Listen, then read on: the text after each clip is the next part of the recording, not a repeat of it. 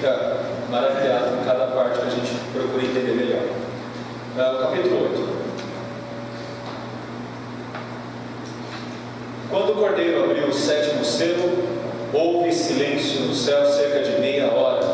Então ouvi os 7 anjos que se acham em pé diante de Deus, e lhes foram dadas 7 trombetas. Veio outro anjo e ficou de pé junto ao altar, com incensário de ouro, e foi-lhe dado muito incenso para oferecê-lo com as orações de todos os santos sobre o altar de ouro que se acha diante do trono. E da mão do anjo subiu à presença de Deus a fumaça do incenso com as orações dos santos. E o anjo tomou o incensário, encheu do fogo do altar, atirou-o à terra, e houve trovões, vozes, relâmpagos e terremoto.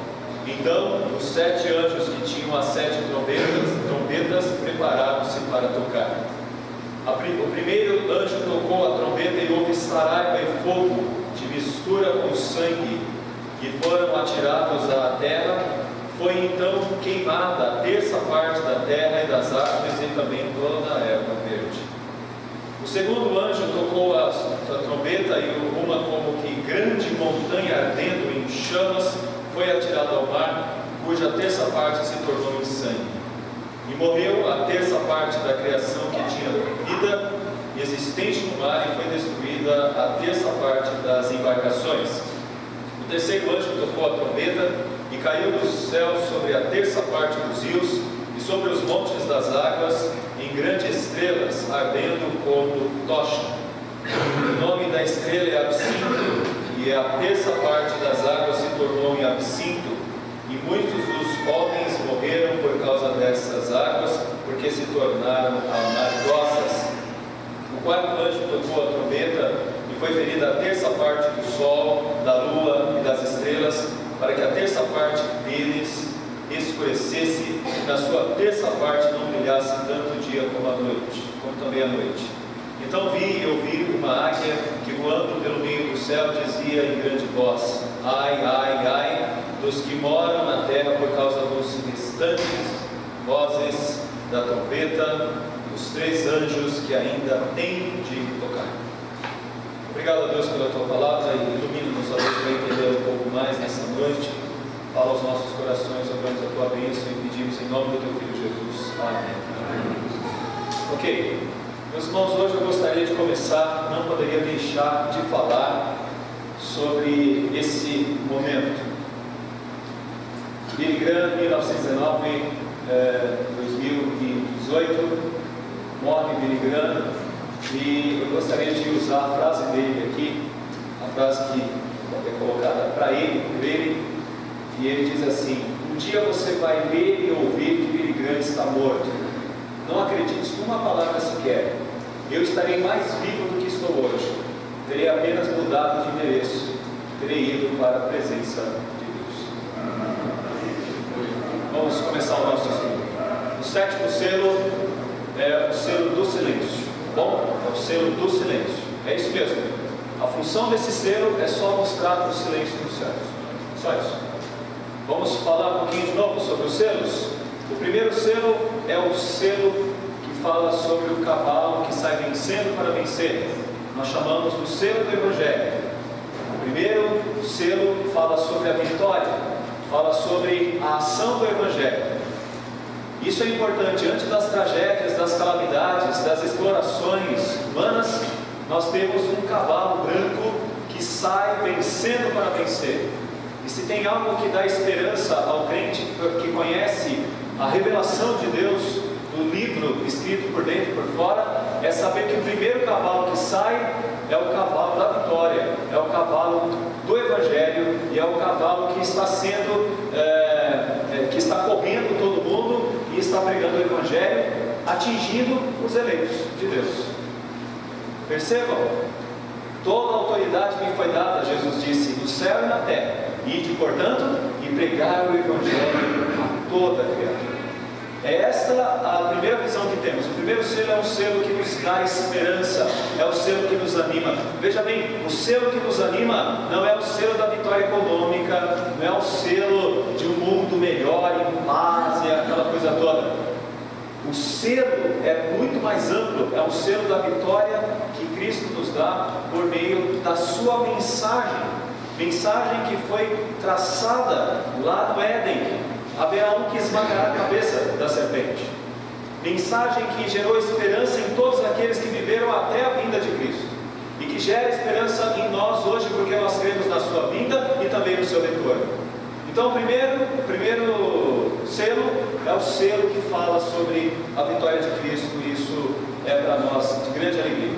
O segundo selo fala sobre a guerra.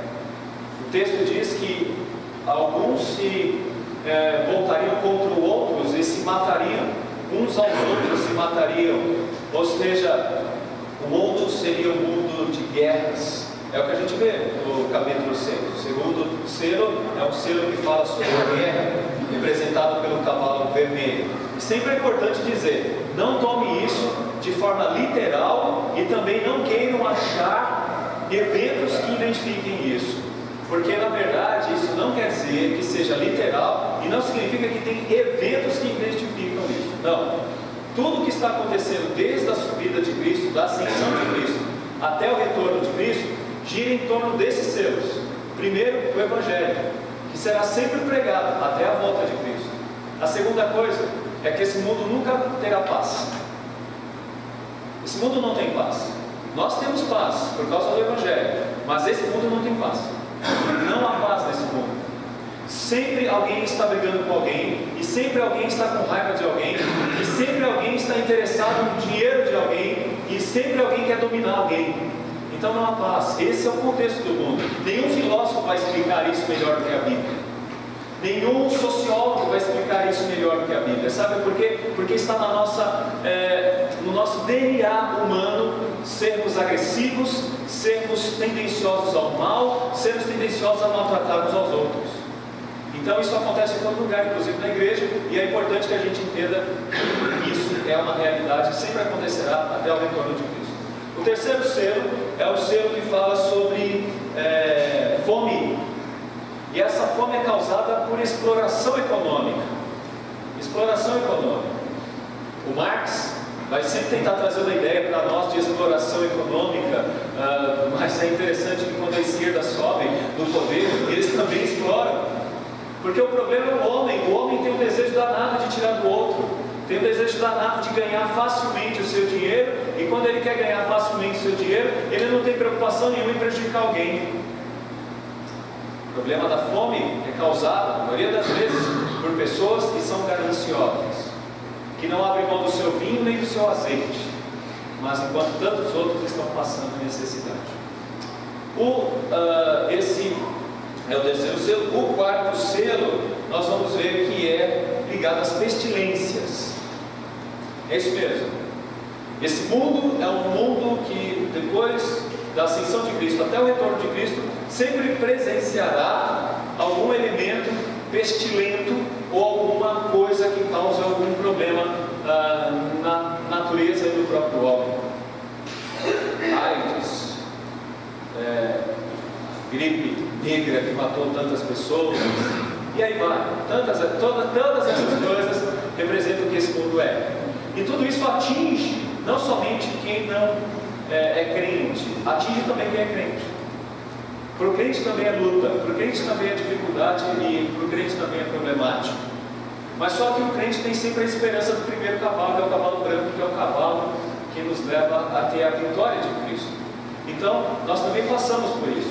Mas mais do que isso, o contexto dos selos, que representa o livro que foi tomado na mão daquele que estava sentado no trono, este livro, no quinto selo, mostra o grande problema que acontecerá sempre no contexto da igreja. Qual o problema que acontecerá sempre no contexto da igreja? Perseguição. Sempre a igreja passará por algum tipo de perseguição. Isso porque ela é a imagem e semelhança do próprio Deus, ou seja, ela assumiu a responsabilidade de ser como Cristo. E por assumir a responsabilidade de ser como Cristo, você se torna chato para esse mundo, você se torna uma pessoa arrogante para esse mundo, você se torna uma pessoa que para o mundo é chamada de fundamentalista. Ser crente não é fácil, por isso os crentes são perseguidos, e muitas vezes perdem os seus empregos, muitas vezes são mortos, muitas vezes são caçados.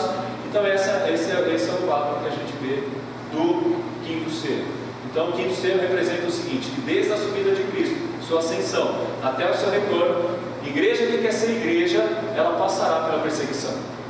Se você quer realmente se mostrar como crente, entenda que não é fácil, você sempre passará por algumas dificuldades. É desde um menino na escola que é chamado de bebê e todo mundo tira o sarro dele, ou um pai de família que, para se sustentar, ele vai ter que mentir, ele vai ter que falar alguma coisa para manter o seu emprego. Se ele quer ser crente, ele vai abrir mão desse emprego, e se ele quer ser crente menino, ele vai continuar sendo chamado de bebê, ou ele vai continuar sendo uma testemunha. Tá? Bom, esse selo que nós estamos falando é o selo do silêncio, mas ainda tem o sexto selo. E qual é o sexto selo? O sexto selo é o juízo final, onde tudo acabará. Ninguém conseguirá fugir, e as pessoas vão querer fugir, mas ninguém vai conseguir fugir. Se você ler os versos de 12 a 17 do capítulo 6, você observará que essa será a realidade dos ímpios, sejam eles de que classe for, ricos, pobres, qualquer um que abriu mão de crer no Evangelho, nesse último dia sofrerá as consequências terríveis deste que é o sexto selo. No sexto selo é visto também a alegria daqueles que estão com Cristo. Por isso que na semana passada nós falamos a alegria dos redimidos. Esse sexto selo mostra a tristeza daqueles que abriram mão da palavra, mas mostra a alegria daqueles que sofreram por causa da palavra. E aí no capítulo 7, versos de 1 a 17, você encontra essa visão desses glorificados, que são os eleitos de Deus, da tribo, da família de Israel, até o Israel de Deus. E por isso esse povo é alegre, é feliz, porque eles estão diante do Cordeiro, têm as suas lágrimas enxugadas, e essa é a vitória. Agora lembre-se o seguinte: esse livro é escrito para 7 igrejas que estão passando perseguições por causa do Evangelho.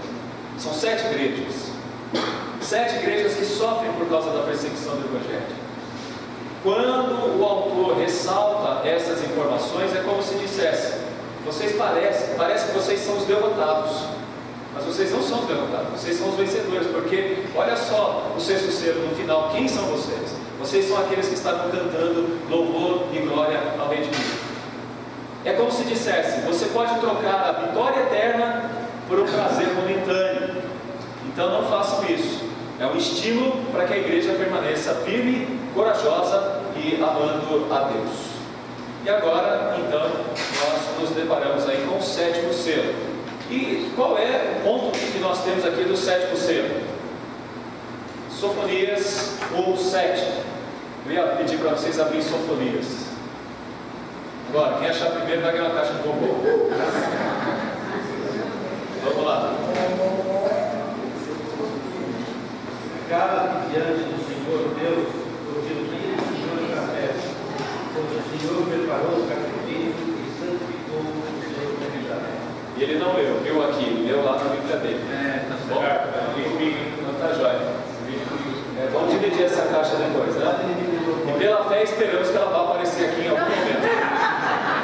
Vamos lá. Cala-te, diante do Senhor, porque o dia do Senhor está perto, pois o Senhor preparou o sacrifício e santificou a seus convidados. O que é o livro de Apocalipse? É a mesma história contada 7 vezes. O sétimo selo significa que tudo vai começar de novo. Vai começar tudo de novo. Todas essas coisas que nós já vimos nos selos vão agora começar com as trombetas. E depois vai recomeçar com as taças. Qual é a posição do autor? Por que o Espírito Santo manda essa mensagem para Jó? É como se dissesse assim: vamos repetir para deixar bem gravado isso na cabeça do povo. Vamos repetir para que isso fique claro. É uma espécie de memorização do que irá acontecer. Então nós vamos ouvir isso 7 vezes no livro de Apocalipse. Tá bom? Cala-se toda a carne diante do Senhor, porque Ele se levantou na sua santa morada.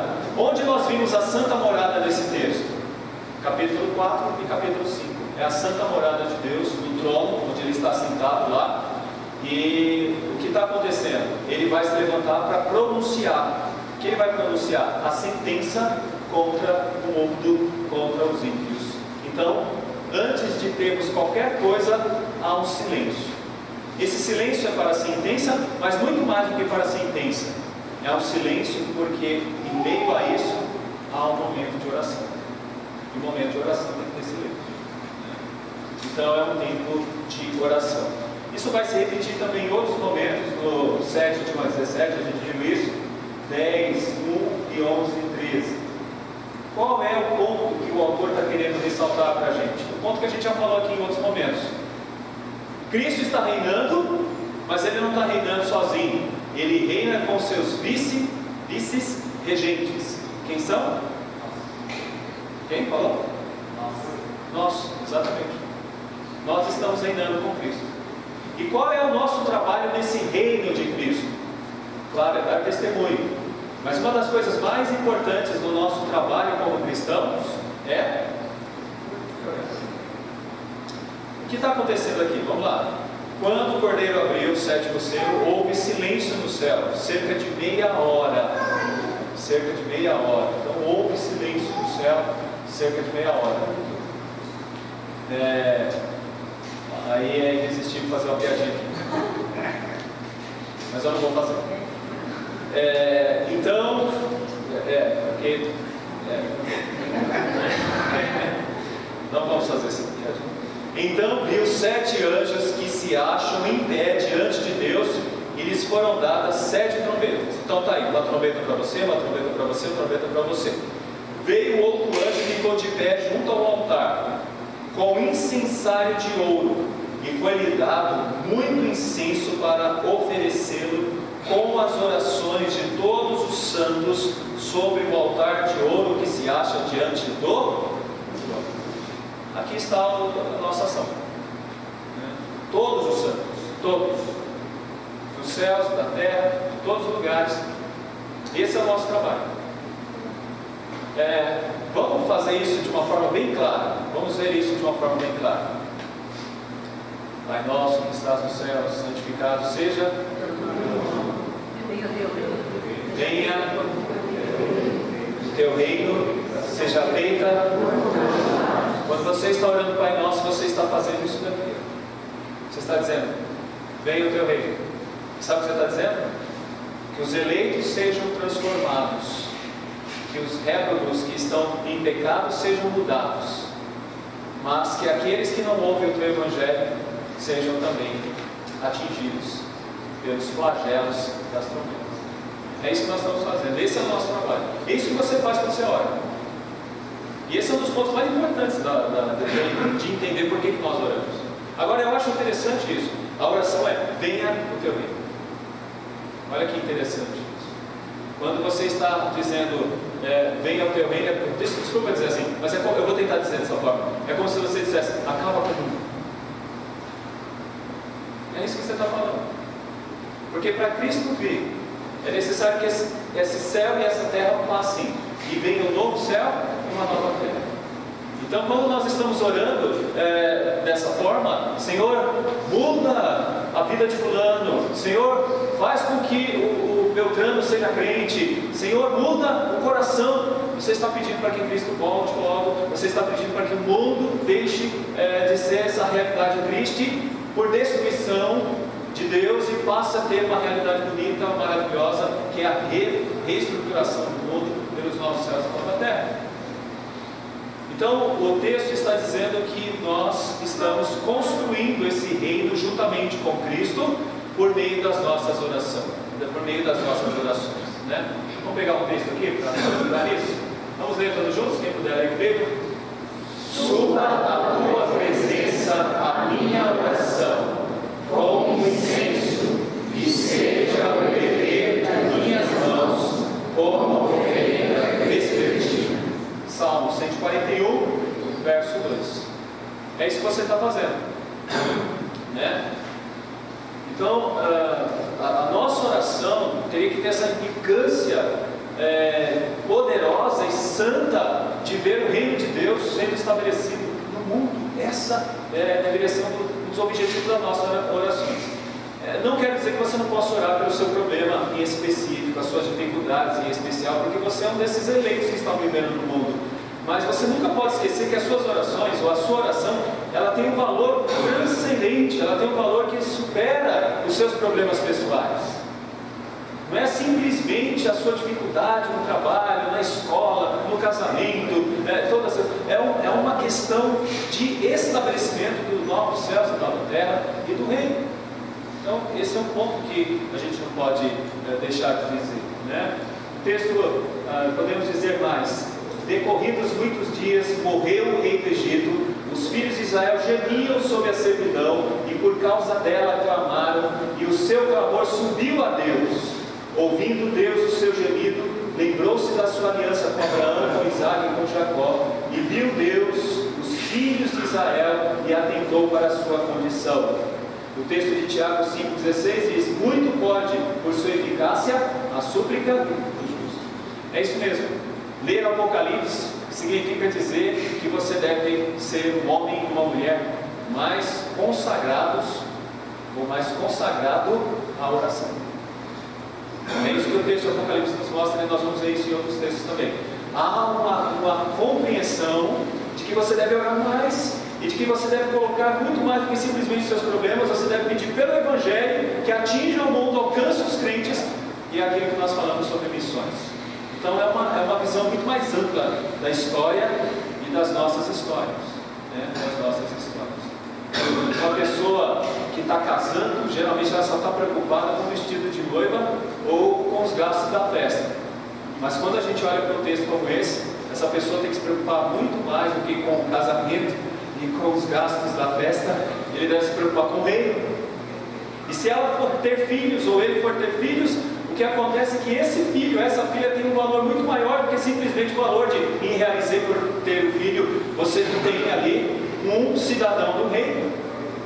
Então é um aspecto muito mais amplo que a gente vê. Agora, olha que interessante esse texto. Esse texto, que é o texto de Êxodo, capítulo 3, tem tudo a ver com esse texto de Apocalipse, capítulo 8. Porque funciona assim: conforme os crentes oram, a igreja vai sendo libertada da prisão de faraós modernos, e ela passa a ver os seus redimidos atravessando de novo o mar e chegando de novo na terra prometida. É isso mesmo.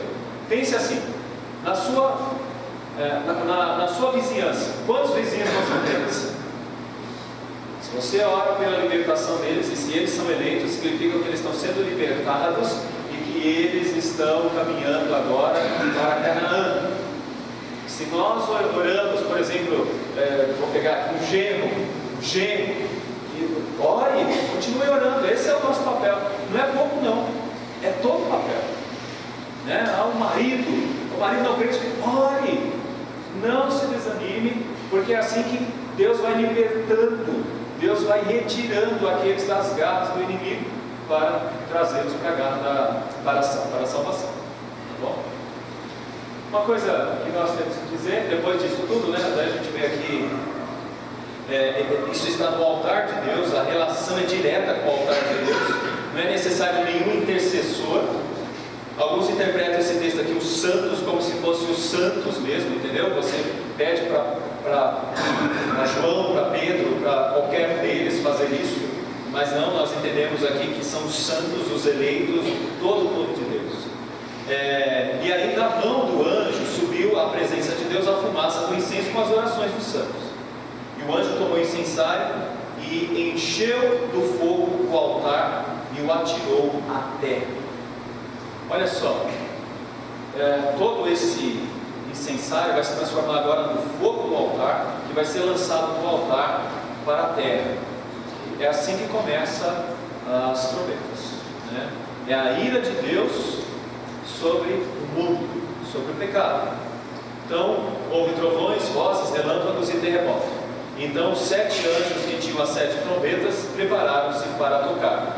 Está caindo a ira de Deus sobre o mundo, e essa ira de Deus cai sobre todos, mas especificamente tem um valor, o valor de julgar os ímpios, e o valor que eu quero apresentar no final, que tem uma conotação para os que ainda não estão na igreja, mas podem estar. Por isso que nós colocamos como tema do estudo: ainda há oportunidade.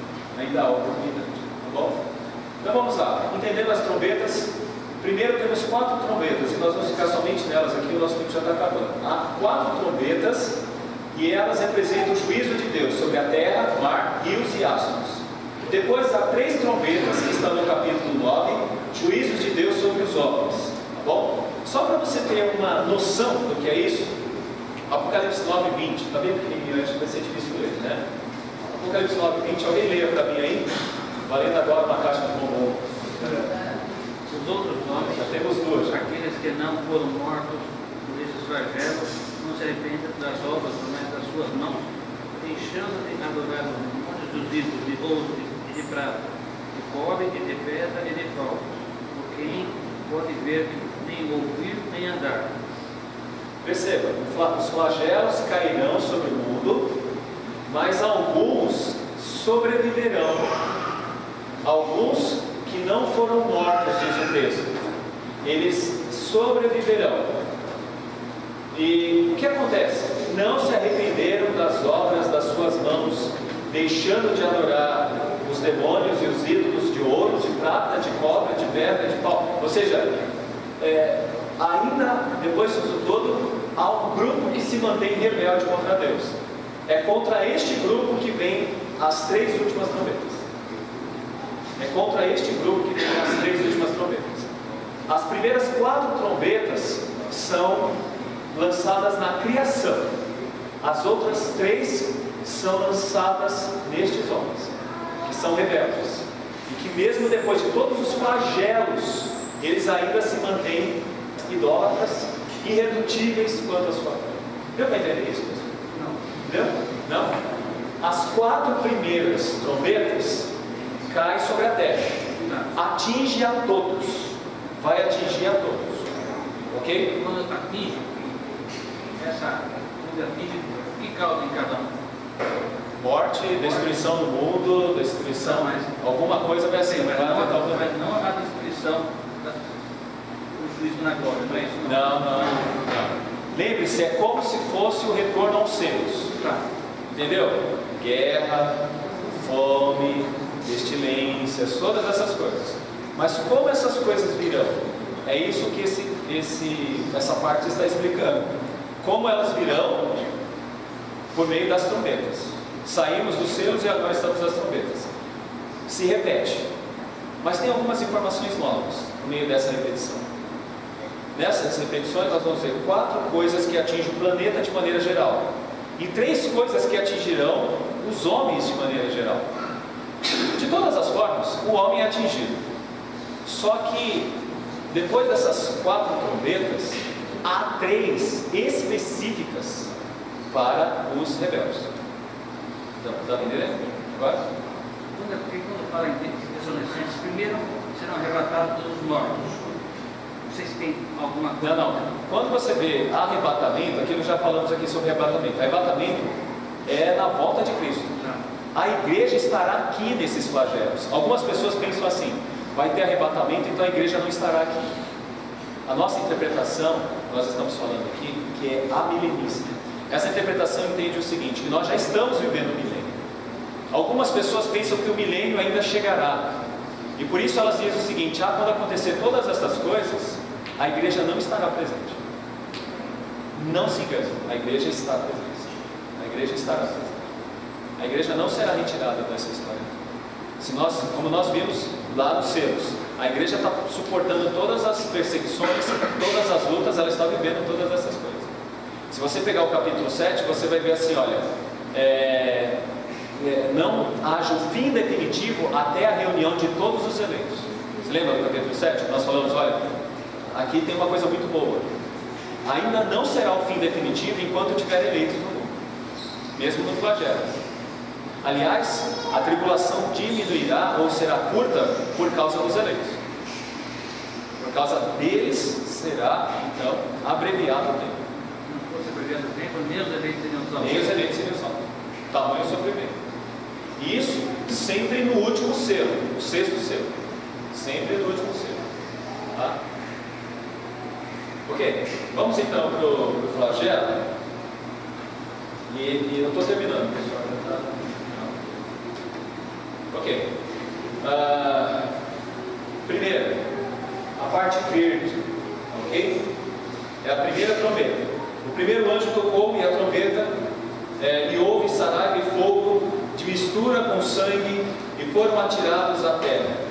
Foi então queimada a terça parte da terra e das árvores, e também toda a erva verde. Eu queria só que vocês entendessem uma coisa. João está escrevendo isso no primeiro século.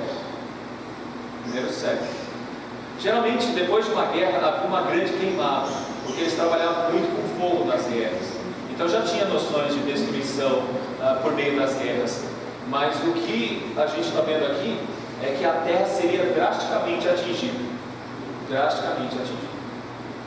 Então, isso demonstra um pouco da realidade, dura realidade que Jesus já tinha dito nos últimos capítulos de Marcos, de Mateus e de Lucas. Tá? Os mais, olha o que diz o texto. O segundo anjo tocou a trombeta, e uma como que grande montanha ardendo em chamas foi atirada ao mar, cuja terça parte se tornou em sangue, e morreu a terça parte da criação que tinha vida existente no mar, e foi destruída a terça parte das embarcações. A gente pode falar de tantas coisas, de depredações e tantas outras coisas, mas com certeza vocês já ouviram muitas reportagens sobre problemas ecológicos que envolvem morte e a destruição do planeta, os mares, os oceanos, o lixo que há no oceano, e tantas coisas que falam sobre a destruição. Então, isso já estava aqui na revelação. Eu não pude deixar de tirar uma foto desse rio. Quem sabe o nome desse rio? Tietê. O terceiro anjo tocou a trombeta e caiu do céu sobre a terça parte dos rios e sobre as fontes das águas uma grande estrela ardendo como rocha. O nome dessa estrela é absinto, quer dizer, um veneno poderosíssimo. E a terça parte das águas se tornou em absinto, e muitos dos homens morreram por causa dessas águas, porque se tornaram amargosas. Lembre-se, não esqueça daquele texto que a gente pegou de Êxodo, tá bom? O texto de Êxodo. Se lembra o que aconteceu com os rios lá no Egito? Sangue. Saraivas, coisas, todas essas aconteceram lá no Egito também. O que nós estamos vendo é a mesma metodologia. Algo ruim está acontecendo no planeta Terra. E quando você olha para um rio desse, que até uns 100 anos atrás as pessoas pescavam, nadavam e faziam tudo, né? Hoje você chega perto e o cheiro, eu falo que é cheiro de morte. É cheiro de morte, né? Então seria isso. E os astros, eu peguei isso aqui, camada de ozônio, e a gente vê como que está o planeta, né? Também sempre com essa dificuldade, aquecimento, calotas derretendo, e a gente vê o quarto anjo tomou a trombeta e foi ferida a terça parte do sol, da lua, das estrelas, para que a terça parte deles escurecesse e na sua terça parte não brilhasse tanto o dia como também a noite. Então, aqui nessa quarta trombeta nós podemos entender que existe algo que está acontecendo com planetas, com a nossa Terra, e algo está já nos apontando um certo desastre, né? É claro que alguns presidentes não acreditam nisso. Vamos lá. As 7 trombetas. Por que trombetas? Trombetas falam da vinda de Deus. É um aviso importante para convocar o povo de Deus. Vamos pegar de novo cada uma dessas partes, né? De onde vem todo o sustento da nossa vida? Da terra. Não é? Mas tem muita gente que tem o seu coração na terra. Tudo envolve dinheiro. E de onde vem tudo isso? Da terra. Você percebe que algumas pessoas pensam que elas vão viver para sempre? Não tem algumas pessoas que pensam que vão viver para sempre? Né?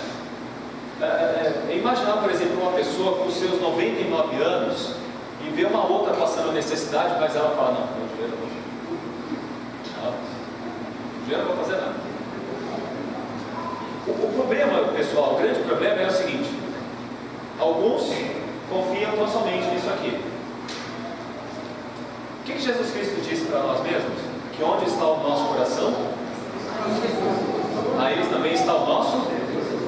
Essa é a questão, ó. Se o coração está aqui, isso vai queimar, isso vai enferrujar, ladrão vai roubar e vai acabar.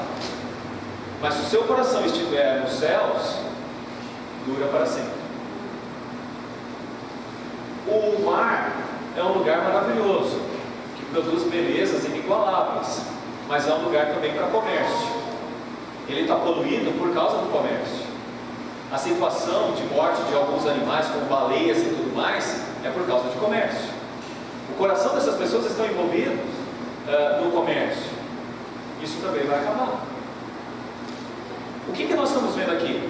São aqueles sinais.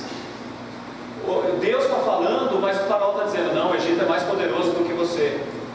Deus está dizendo, e o faraó começa a dizer assim: nada, que isso, nós somos a nação mais poderosa.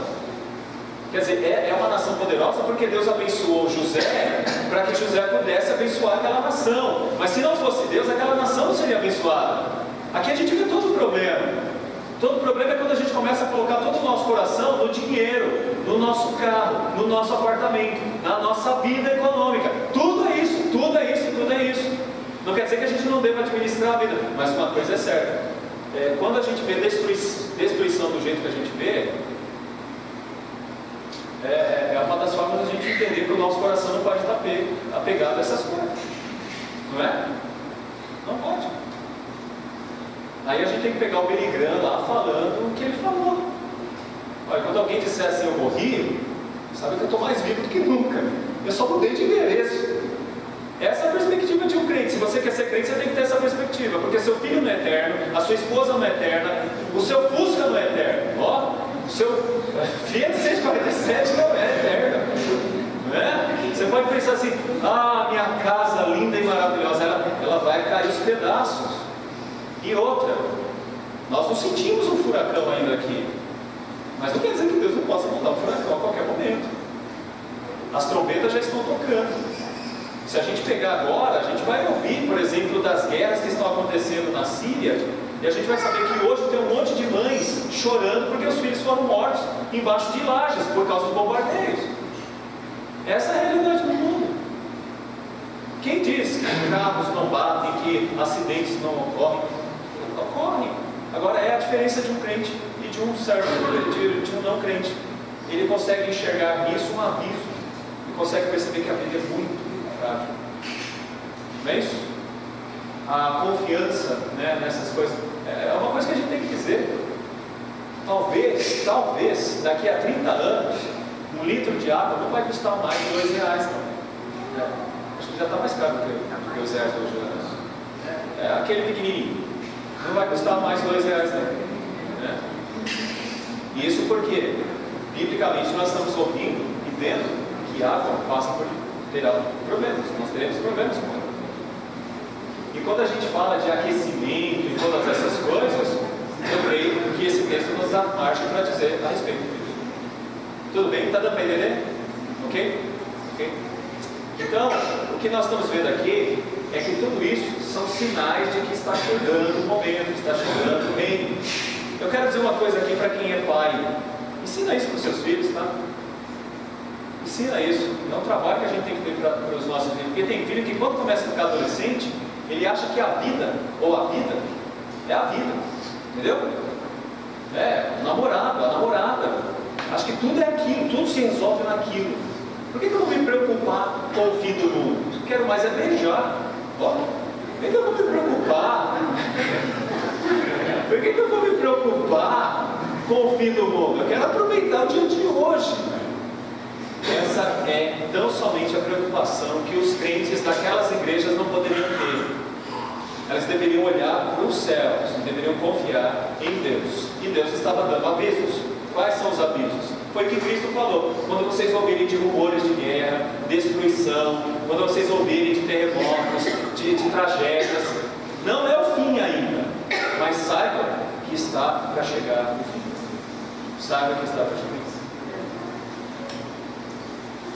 Vamos vamos lá. As primeiras 4 trombetas, então, falam sobre as coisas criadas, e essas coisas criadas se voltam contra o homem. Ou seja, o mundo material caminha para o fim, mas por mais que ele coloque o coração nesse mundo, esse mundo caminha para o fim, as coisas vão terminar. Segundo, o comércio não tem um fim em si mesmo. Pessoas que vivem para ganhar dinheiro, mas não entendem que não pode ser servas e adorar o dinheiro. Terceiro, entender que a vida é muito frágil, tudo acaba muito rápido. Todos nós sabemos, nós podemos ficar até sem comer, mas ficar sem água, nenhum de nós pode. A gente pode ficar até durante muito tempo sem comer, mas sem água é complicado. Isso é uma coisa boa, né, para quem não toma tanta água, tá bom? Pensa nisso, valoriza. Tá? A quarta coisa, calor, né? As coisas estão realmente diferentes. Estão realmente, né? Bom, aqui tem uma coisa importante para nós, tá? Qual é o título mesmo do nosso estudo, pessoal? Quem se lembra? Ainda há oportunidade. Como a gente vê isso no texto? Eu vejo isso no verso 7, no verso 8, no verso 10 e no verso 12. Vamos mostrar por quê. Verso 7. Foi então queimada a terça parte da terra e das árvores, e também toda a erva verde. Ou seja, não foi queimado tudo, foi queimado um terço. Ainda é preservado uma parte. A gente vê umas tragédias aí, mas a gente vê que ainda preserva-se uma parte. 8. Cuja terça parte se tornou em sangue.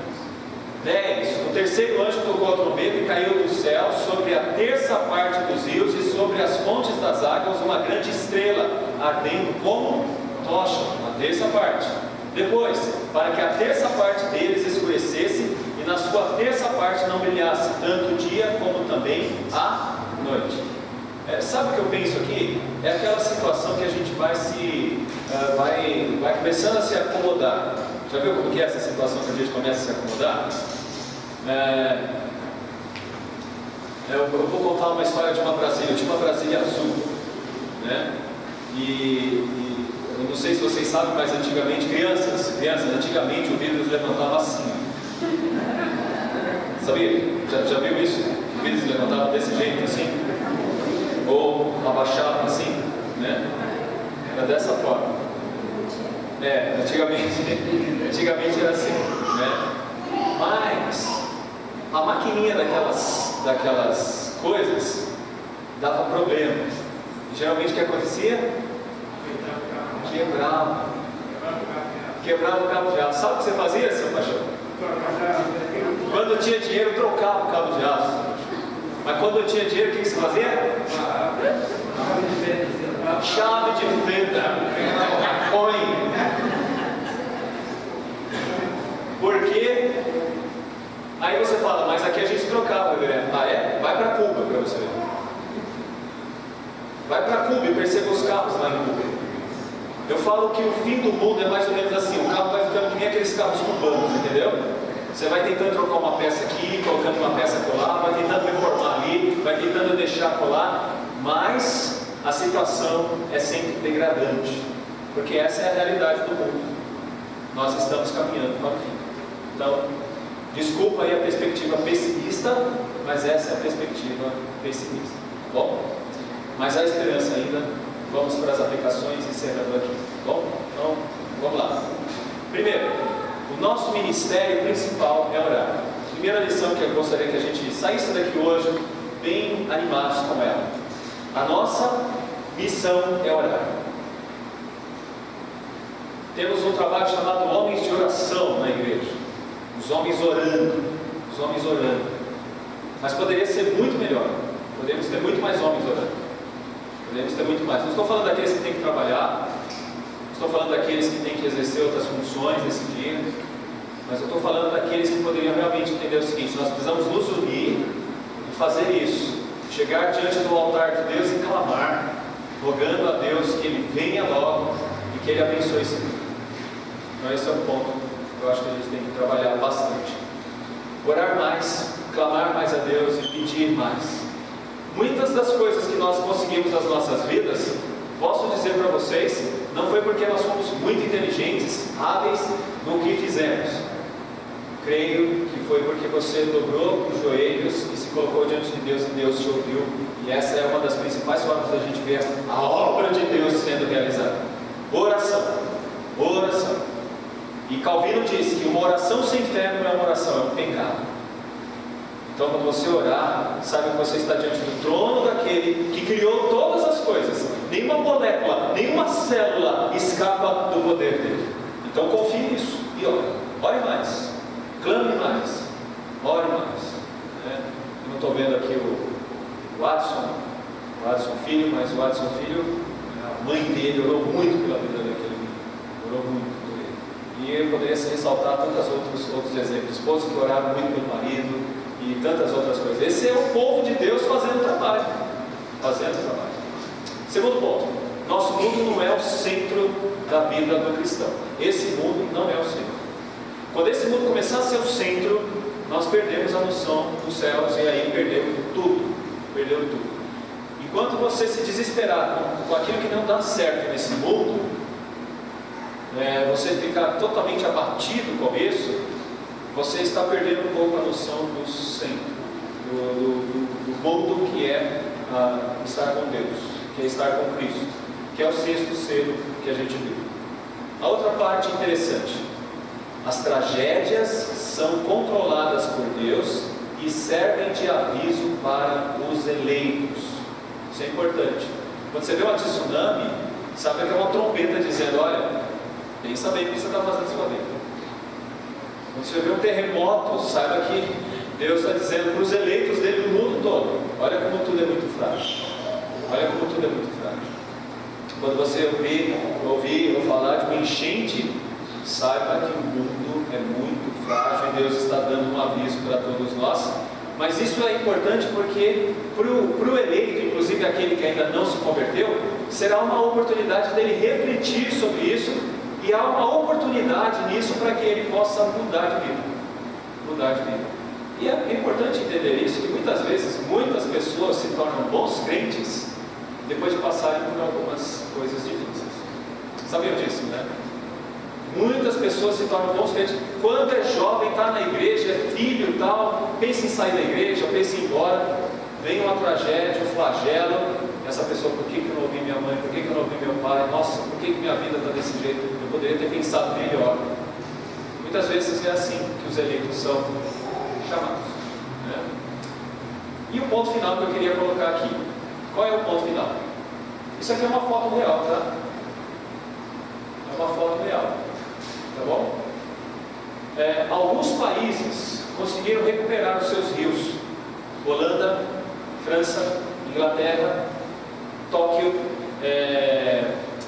Japão, Coreia.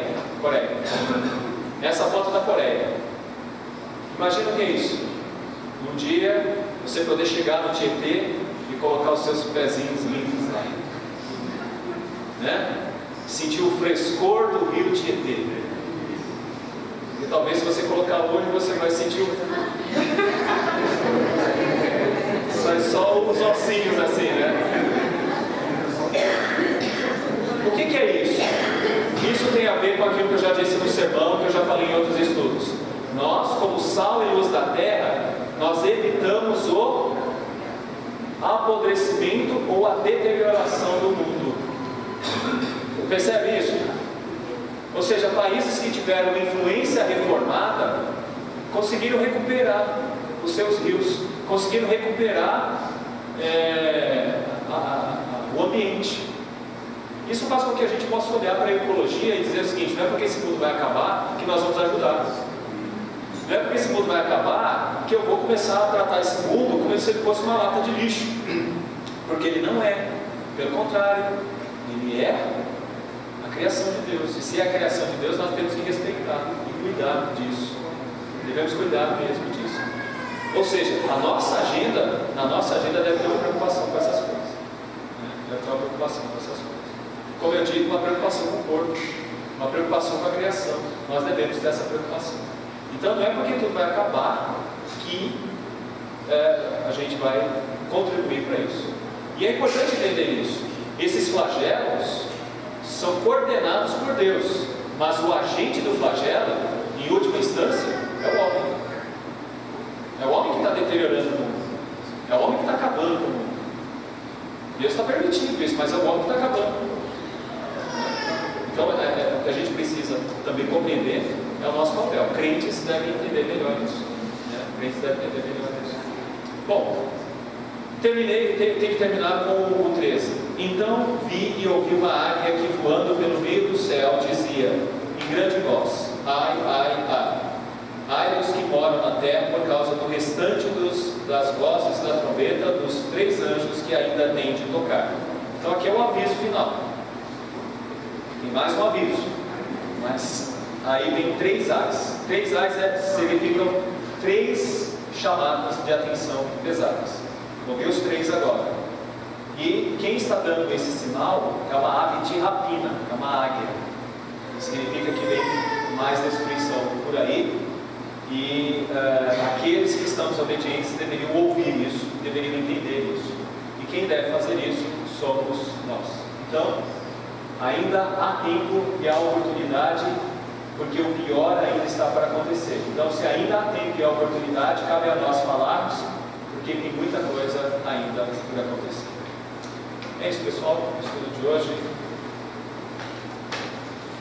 Tem nenhuma pergunta? Que bom, vamos ficar em pé.